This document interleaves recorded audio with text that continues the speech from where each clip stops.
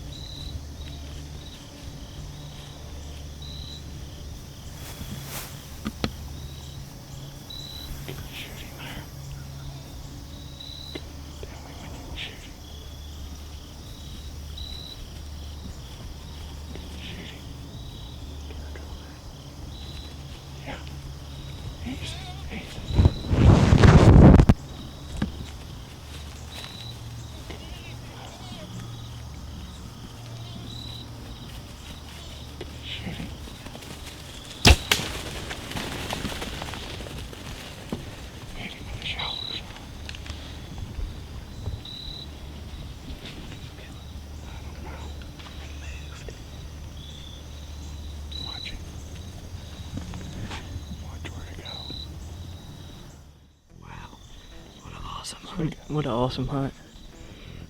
I'm shaking right now. We had about 15 deer in the field, or 20, I don't know. There was the big, about 5 different bucks. The big one of the big 8-pointers that we have has been out here, and he came in and I just shot him about 20 yards. When I went to shoot, he kind of buckled in and I didn't make the best shot. But there was like the sticker 11, 2 other decent bucks, and just a great hunt. Hopefully hit him good enough.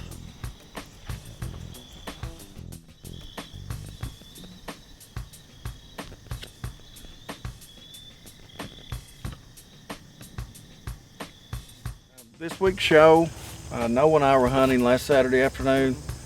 We've iterated on the fact of these cold fronts. Last weekend, the temperatures really dropped, and we tried to take advantage of it.